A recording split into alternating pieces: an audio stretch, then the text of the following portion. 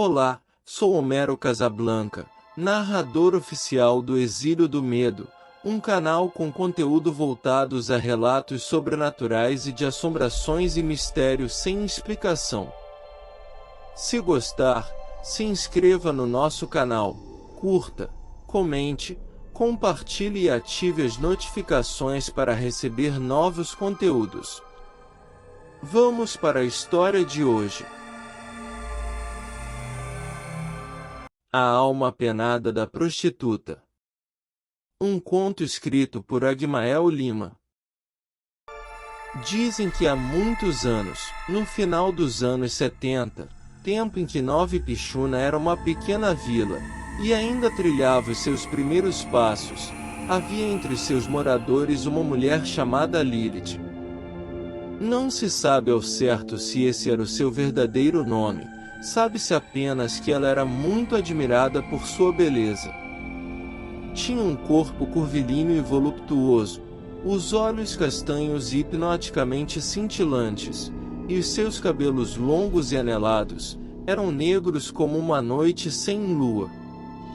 A sua pele na cor jambo tentação, era suave, e os seus lábios carnudos e vermelhos pareciam morada dos mais ardentes beijos.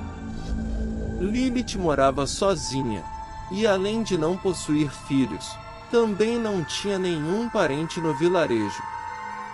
Para falar a verdade, até hoje ninguém sabe ao certo de onde ela veio. Levava uma vida difícil, não tinha emprego e sobrevivia de bicos, e até mesmo se prostituía em troca de dinheiro para o seu sustento. Lilith sempre se vestia de forma elegante e provocante, usava vestidos longos e justos que realçavam suas curvas. Sua veste favorita era um vestido vermelho brilhante, que contrastava com sua pele e destacava ainda mais sua beleza. Apesar dos seus talentos sedutores, Lilith muitas vezes foi obrigada a realizar programas com homens que em sua maioria, não valiam o preço que ela cobrava. Muitas foram as vezes em que apanhou de clientes, e que ao serem cobrados pelo programa, recusavam a pagar o combinado.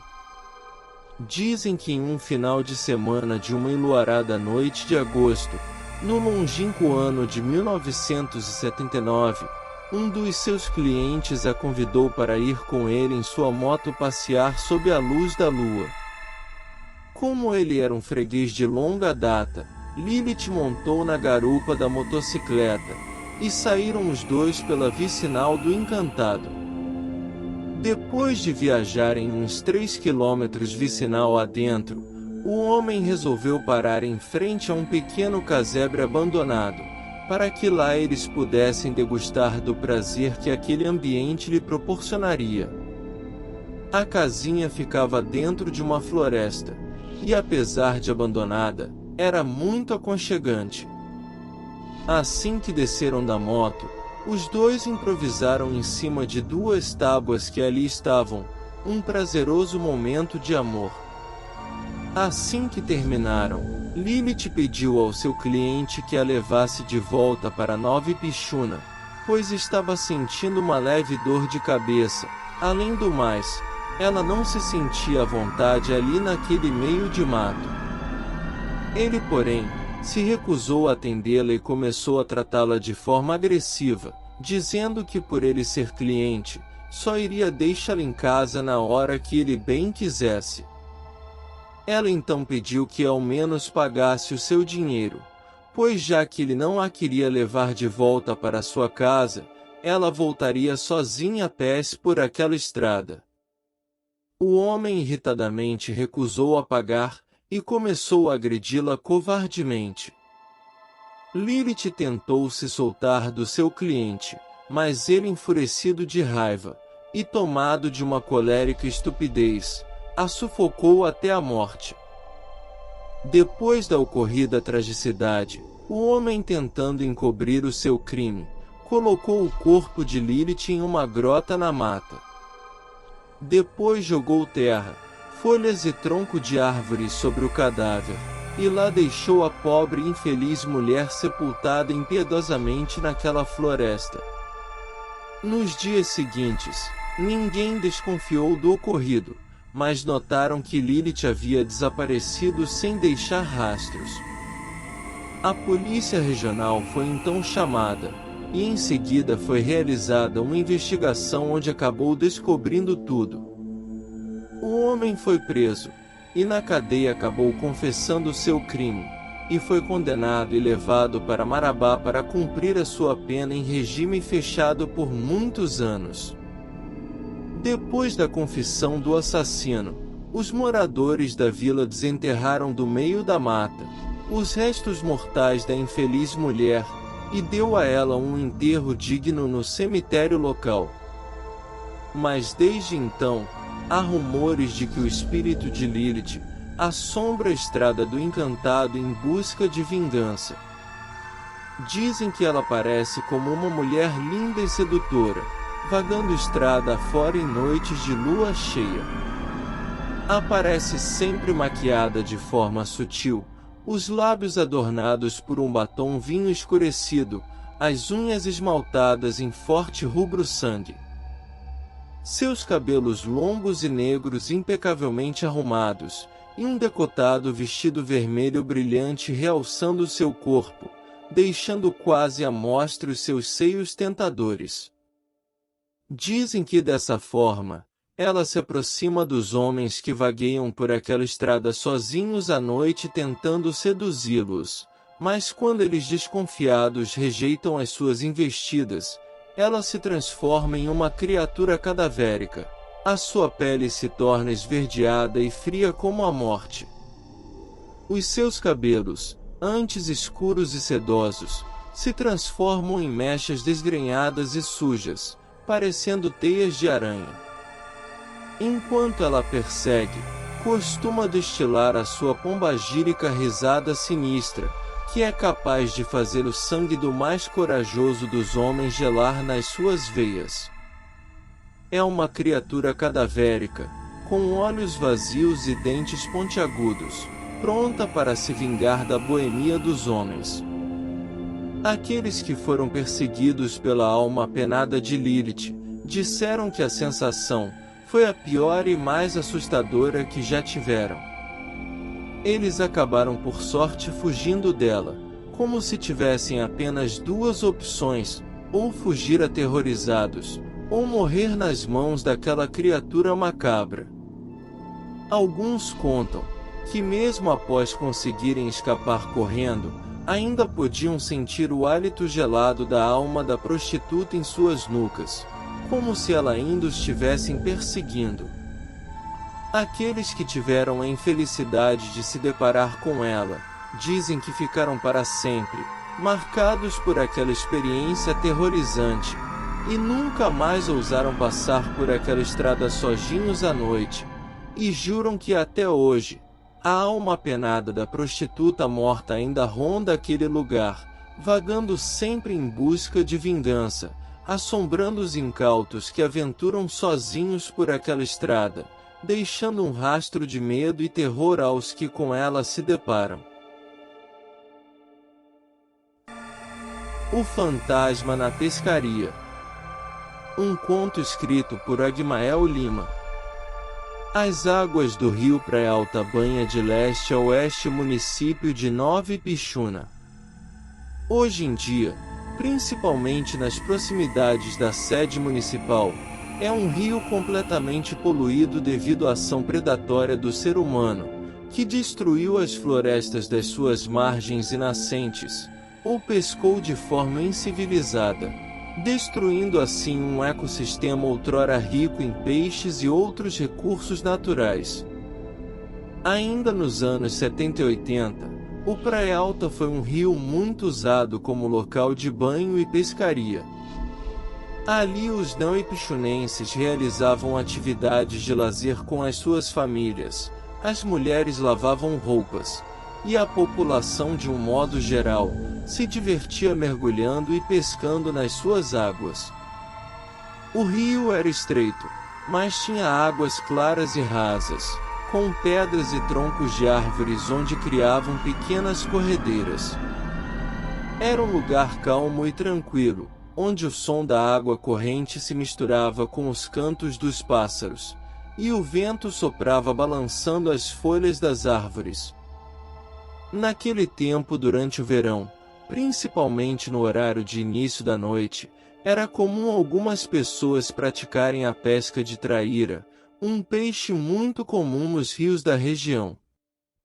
Num finalzinho de tarde de verão, no ano de 1989, o meu tio João Brás, munido de anzol e iscas, além de coifo, lanterna e facão, resolveu ir até as margens do Praialta pegar umas traíras.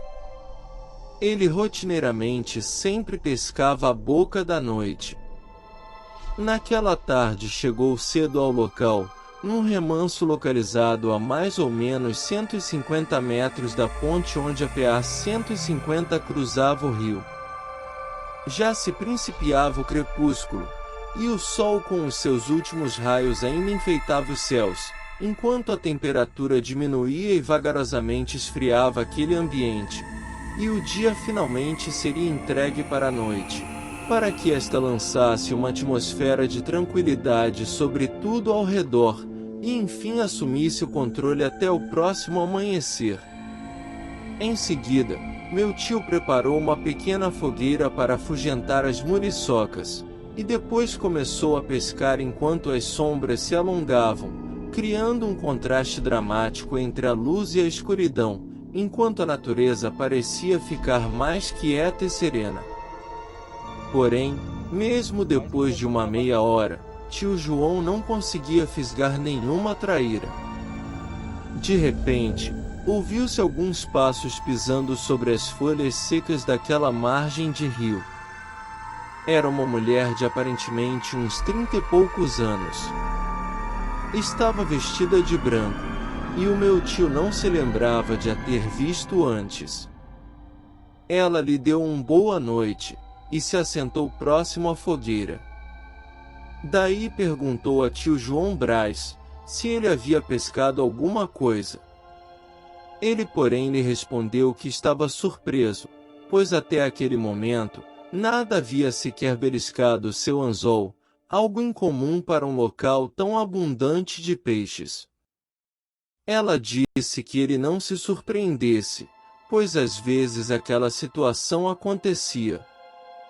Disse ainda que há muito tempo atrás, ela costumava pescar exatamente naquele local, porém já fazia alguns anos desde que ela não pescava mais. Em seguida, pediu que meu tio caminhasse um pouco mais rio abaixo, e jogasse o seu anzol em um lugar mais profundo num remanso à frente, pois acreditava que ali ele pescaria alguma coisa. Antes de se despedir, ela disse ao meu tio que se ele pescasse muitos peixes, que ele fosse no dia seguinte até a sua residência deixar alguns para ela. Como o tio João não a conhecia, pediu que ela lhe dissesse o seu nome e indicasse o seu endereço, para que ele fosse deixar o pescado se acaso ele pegasse alguma coisa. A estranha mulher lhe disse que se chamava Rogaciana, e que morava na casa número 17, em frente a um frondoso pé de manga, na principal rua do bairro Nossa Senhora do Carmo. Em seguida aquela mulher se despediu, enquanto meu tio seguiu até o remanso indicado por ela. Assim que chegou, várias traíras foram fisgadas, e dentro de um pouco mais de meia hora, o coifo já se encontrava cheio de peixes. Depois disso meu tio pegou as suas tralhas, apagou a fogueira, acendeu a sua lanterna e voltou para sua casa, muito feliz com o resultado da sua pescaria. Ao chegar em sua casa, depois de ter tratado os peixes, tio João Brás contou o ocorrido para sua mãe Isaura. Disse que ela não cozinhasse todos os peixes, pois no dia seguinte, teria que levar alguns para a mulher que ele tinha visto na pescaria. Porém, a minha avó, achando aquilo tudo muito estranho, lhe revelou que não havia nenhum bairro de nome Nossa Senhora do Carmo em Nova Ipixuna, sendo que o único setor público batizado com este nome era o cemitério local. Encabulado, naquela noite meu tio não conseguiu dormir, e para tirar todas as suas dúvidas, resolveu ir até o cemitério assim que amanheceu. Lá chegando caminhou por entre os túmulos, e grande foi a sua surpresa quando ao andar pela entrada principal do Campo Santo, viu que em frente a uma velha mangueira, no túmulo número 17, havia uma cruz com a seguinte descrição: Rogaciana Flores de Assunção, nascida em 20 de abril de 1949, e falecida aos 19 dias de agosto de 1981. Amedrontado, tio João Braz voltou correndo para sua casa para relatar para sua mãe o que tinha acabado de constatar, e nunca mais voltou a pescar sozinho à noite. Por outro lado, a alma penada de Rogaciana, mesmo que não lhe tenha parecido de forma assustadora, acabou fazendo com que meu tio passasse a acreditar na existência do sobrenatural, e por causa disso, ele nunca se esqueceu daquela experiência paranormal. A Encruzilhada Assombrada. Um conto escrito por Agmael Lima. A Estrada do Encantado é a artéria vicinal neo-ipixunense com o maior índice de manifestações sobrenaturais. Trata-se de uma estrada de terra que dá acesso a várias fazendas e pequenas chácaras. É a rota de acesso mais antiga utilizada pelos moradores da região para trafegarem até Nova Ipixuna. Um dos pontos localizados na referida via, que é famoso por suas aparições misteriosas, é uma encruzilhada situada a pouco mais de 7 quilômetros da sede do município. A sua localização está exatamente no cruzamento de duas estradas rurais, próxima à terra indígena Mãe Maria, ao lado de um riacho que envereda preguiçosamente, dentro de uma pequena área de floresta nativa preservada. Durante o dia é um lugar belíssimo, passarinhos entoam melodias sublimes, sem falar das borboletas e abelhas bebendo néctar das flores silvestres que desabrocham naquele local, além das águas do pequenino córrego, a murmurejar quase que imperceptível por sobre as pedras imóveis adornando aquele belo cenário. Porém, quando chega a noite, a emblemática encruzilhada se transforma num palco aterrorizante, onde diversos relatos de assombrações e fenômenos paranormais são presenciados. É um local recheado de barulhos estranhos, onde gemidos e lamentos podem ser ouvidos, além de uma verdadeira procissão de fantasmas e espíritos desencarnados, que perambulam de um lado para o outro, destilando as suas penosas lamúrias. Há alguns anos, ouvi do meu tio Zequinha um relato assustador por ele presenciado enquanto ele sozinho voltava de madrugada, de uma caçada nas proximidades desta encruzilhada. Segundo meu tio, já era meia-noite, e ele não havia conseguido matar nenhuma caça, por isso resolveu ir embora para sua casa. A passos lentos caminhava pela estrada deserta, com a sua espingarda pendurada no ombro e uma lanterna na mão. Ele sabia dos rumores sobre a encruzilhada assombrada, mas não acreditava em superstições. Corajoso que era, achava que poderia lidar com qualquer eventualidade que surgisse em seu caminho. Mas quando o tio Zequinha se aproximou da encruzilhada, algo mudou. Uma neblina densa começou a se formar, e a temperatura caiu drasticamente. Ele tentou acelerar o passo, mas parecia estar se movendo mais devagar do que o normal. O vento sussurrava uma canção macabra, as corujas murmuravam, e pareciam despertar todos os enigmas que a floresta guarda. De repente, Ouviu-se uma risada espectral e enlouquecedora pela floresta, perturbando a sanidade do meu tio, que notou que um pouco mais à frente, parada e flutuando graciosamente no meio da encruzilhada, estava uma mulher vestida de branco, uma criatura sinistra, de olhos brilhantes e pele pálida. Meu tio tentou passar por ela, mas a mulher misteriosa bloqueou seu caminho. Assustado tentou fugir, mas sentiu como se estivesse preso no mesmo lugar. A alma penada da mulher começou a flutuar no ar à sua frente. Ela tinha uma aparência cadavérica, sua pele era pálida, e os olhos vazios. Seus cabelos longos e desgrenhados balançavam ao vento, e ela parecia flutuar sem esforço. O caçador ficou imóvel, sem saber o que fazer. Ele nunca tinha visto nada parecido antes. A alma penada da mulher começou a se aproximar lentamente, e ele podia sentir a sua presença gelada. Com os seus olhos brilhando em um vermelho intenso, ela o olhou fixamente, e emitiu um grito estranho e assustador. Naquele momento, meu tio sentiu um medo intenso e percebeu que estava diante de uma assombração real. Ele tentou correr, mas suas pernas não respondiam. Parecia estar preso em seu lugar, sentindo que a mulher misteriosa continuava lentamente se aproximando dele. Tio Zequinha gritou por ajuda, mas a sua voz parecia ter sumido. De repente, numa instantânea reação, meu tio sacou a sua espingarda, apontou em direção ao fantasma, e apertou o gatilho, mas as balas passaram direto através daquela alma penada. Ela começou a rir uma risada sinistra e perturbadora, enquanto finalmente, aquela mulher misteriosa desaparecia no ar subitamente.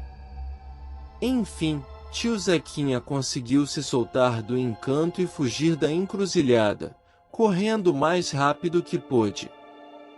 Ele nunca mais voltou a passar por lá, e conta a história para quem quiser ouvir, afirmando que a mulher misteriosa é uma assombração real que assombra aquele lugar.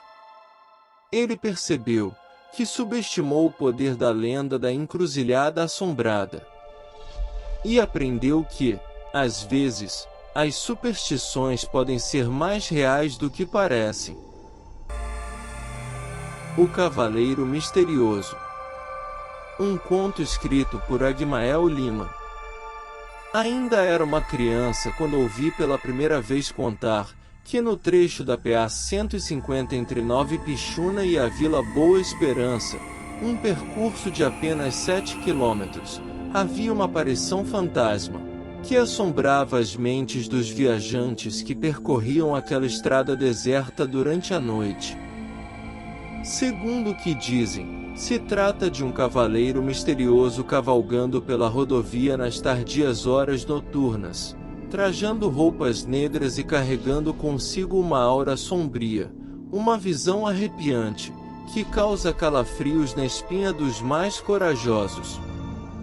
Muitos viajantes alegavam ter visto tal cavaleiro, mas poucos foram capazes de descrever sua aparência com clareza. Alguns dizem que a sua presença vem sempre acompanhada de um vento gélido de cortar a pele, enquanto outros afirmam ter ouvido seus gritos estranhos acompanhados das suas gargalhadas sinistras, ecoando assombrosamente pela noite. Segundo meu amigo Apolônio, que no final dos anos 90, tempo em que ele ainda morava na Vila Boa Esperança, enquanto voltava de madrugada de uma festa ocorrida em Nova Ipixuna, teve a infeliz experiência de encontrar frente a frente com o famigerado cavaleiro. Ele conta que, apesar dos avisos dos moradores locais sobre a aparição misteriosa, ele nunca acreditava naquela lenda, e para ele, era apenas uma história de terror inventada por pessoas supersticiosas, com a intenção de causar pânico nas pessoas medrosas. Assim que saiu de Nova Pichuna, tudo parecia tranquilo. O céu estava claro, e a lua cheia iluminava a estrada. Apolônio sequer se lembrou da lenda do cavaleiro, pois na visão dele, ter medo de Livuzia não passava de uma bobagem. Porém, assim que passou em frente ao cemitério Nossa Senhora do Carmo, ouviu sons de cascos de cavalos se aproximando. Ele olhou em volta, mas não viu nada além de árvores e cercas à beira da estrada. Porém o som aumentou, e o jovem Apolônio pela primeira vez sentiu medo. Amedrontado, o jovem andante apressou o passo, porém alguns metros depois, um homem amontado em um cavalo surgiu diante dele. Apolônio sentiu um calafrio percorrer sua espinha, ao ver aquela figura sinistra completamente vestida de preto, além de usar um escuro chapéu enorme sobre a cabeça. O cavaleiro passou por ele sem dizer uma palavra, mas a presença sombria daquele ser incomodou o viajante. Enquanto o cavaleiro se afastava, algo estranho aconteceu. Apolônio notou que aquele homem mudou completamente, tornando-se uma criatura cadavérica e horrenda, emitindo gritos assustadores e gargalhadas estranhas que o atordoavam. O jovem ficou aterrorizado ao ver aquilo, e correu pela estrada, enquanto ouvia o cavaleiro assombrado destilando a sua risada sinistra, até que o mesmo desapareceu na distância. Segundo o que contam, o cavaleiro misterioso que aparece naquele trecho de estrada, se trata da alma penada de um jovem muito vaidoso, que em vida gostava de ir a festas na cidade, e sempre tratava mal o seu cavalo, deixando-o amarrado enquanto se divertia. Ele só voltava para casa de madrugada, sempre embriagado e espancando o animal. Numa dessas noites, quando retornava para casa, o cavaleiro estava tão bêbado que acabou caindo do cavalo em uma vala, e morreu ali mesmo em circunstâncias estranhas. Seu corpo foi encontrado no dia seguinte caído dentro da vala, enquanto seu cavalo pastava tranquilamente ao lado do cadáver. Desde então, a sua alma não conseguia encontrar descanso, e vive atormentando os viajantes que por ali vagam sozinhos à noite. Há vários relatos misteriosos, contados por pessoas que se aventuraram pela estrada no período noturno, e que foram assombrados pelo cavaleiro. Muitos afirmam ter ouvido ele assoviando ou gritando, bem como dando gargalhadas sinistras no meio da noite. Vários garantem ter ouvido o som dos cascos do cavalo, enquanto o misterioso cavaleiro se aproxima, acompanhado do vento gelado que a sua sinistra presença causa.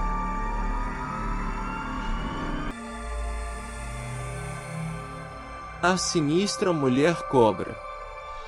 Um conto escrito por Agmael Lima.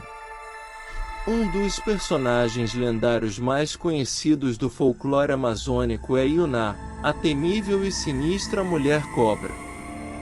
Trata-se de uma personagem sobrenatural materializado no imaginário popular regional, que é muito famosa principalmente entre os ribeirinhos, que por sua vez, evitam pescar ou caçar durante as noites enluaradas, época em que a misteriosa criatura costuma aparecer.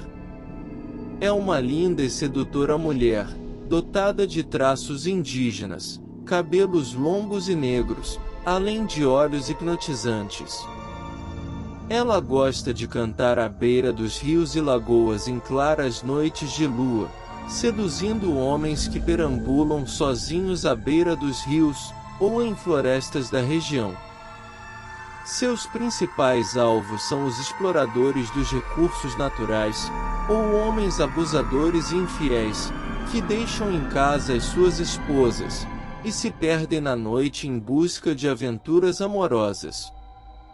Dizem que tais homens não resistem aos encantos de Yuná, que ao serem atraídos pelo seu encantador canto, se aproximam dela. Contam que depois de um prazeroso momento sexual, enquanto desavisado o homem, extasiado de orgasmático prazer, e ainda viajando nas entrelinhas da carnal sensação, ela se transforma numa enorme e faminta sucuri, que em seguida o captura, e o envolve no seu predador enlace fatal, para em seguida devorá-lo lentamente. Contam que Yuná é um espírito de uma índia, que depois de descobrir a traição do seu esposo, cometeu suicídio mergulhando num profundo lago, e por isso foi transformada por Tupã, em uma sacerdotisa poderosa e protetora das mulheres abusadas e traídas, e que também protege as florestas e rios dos invasores e exploradores. O misticismo em torno da mulher cobra é algo que intriga e amedronta pessoas, que costumam dizer que ela é uma criatura de outro mundo, enviada para punir aqueles que traem ou agridem as mulheres, bem como as leis da natureza, ou seja, a missão de Yuná é proteger as mulheres, além de resguardar a fauna e a flora de invasores e intrusos. Yuná é um personagem central de uma lenda cheia de mistérios, é a responsável pelo desaparecimento de muitos homens, que por ela foram capturados, e nunca mais voltaram a serem vistos novamente. Dizem que depois de engolir as suas vítimas, ela mergulha no rio, e segue para sua caverna subaquática, onde permanece por algumas semanas, em completo estado de torpor, digerindo a sua presa, e se preparando para a próxima caçada. Os ribeirinhos amazônicos temem a mulher cobra, e evitam passar perto do rio durante a noite, e acreditam que ela seja uma personificação do mal, e que a sua fome e a sua ira são implacavelmente poderosas. Certa tarde, um jovem chamado Lauro, morador da Tocantina Ilha das Pacas, zona rural de Nova Ipixuna, foi a mando de sua esposa até a localidade de Volta Redonda, buscar um remédio para que ela aliviasse uma terrível enxaqueca, que a estava atormentando há alguns dias. Lá chegando, Lauro encontrou alguns amigos, e em seguida caiu na bebedeira juntamente com algumas mulheres que estavam no local. Quando Lauro se deu por si já era noite, e ele então resolveu voltar para sua casa. A lua estava claríssima naquele momento, e enquanto ajeitava para sair em sua canoa, um dos seus amigos chamado Noé, que morava na mesma ilha que ele, subiu na canoa com ele, e começaram a remar até o lugar onde moravam. Ambos estavam muito embriagados, mas quando haviam navegado uns 2 quilômetros, passaram ao lado de uma ilha, e grande foi a surpresa dos dois quando ouviram o cantar envolvente de uma mulher, que estava sentada na beira do rio. Em seguida a mulher chamou Lauro pelo nome, dizendo que queria conversar com ele. O navegante não conseguiu resistir à tentação. Ele se aproximou cautelosamente da beira do rio, e viu uma mulher linda e misteriosa sentada em uma pedra. Ela sorriu para ele, que se sentindo hipnotizado, se aproximou um pouco mais dela. Ele então pediu para que seu amigo Noé fosse até a sua casa, e lá entregasse a sua esposa o remédio que ela havia pedido. Pediu ainda que não dissesse a ela o real motivo responsável por ele não ter voltado, que dissesse à sua mulher que ele havia ficado pescando com alguns amigos, e que no dia seguinte ele chegaria em casa. Lauro desceu da canoa, enquanto Noé seguiu até a casa do seu amigo para dar o recado, e deixar o remédio para a mulher dele como haviam combinado. No dia seguinte, Lauro não apareceu em casa, e a sua esposa, temendo o pior, convocou os moradores da região para irem em busca do seu esposo. Mas ele nunca mais foi encontrado. Noé então revelou à esposa de Lauro o real motivo dele não ter voltado para sua casa, e que ele havia ficado na ilha com uma misteriosa mulher.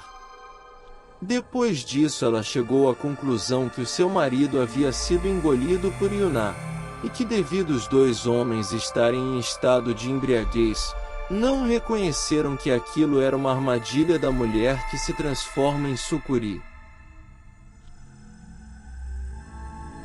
Se você assistiu até aqui, é sinal que você gostou do nosso vídeo. Obrigado por ter assistido. É sempre uma honra ter pessoas interessadas no meu conteúdo, e espero que tenha sido satisfatório para você. Se tiver alguma dúvida ou sugestão, não hesite em compartilhar comigo nos comentários. Sua presença e feedback são muito importantes para mim e me motivam a continuar produzindo. Mais uma vez, obrigado por ter assistido, e não se esqueça de se inscrever se acaso ainda não for inscrito. Até o próximo vídeo.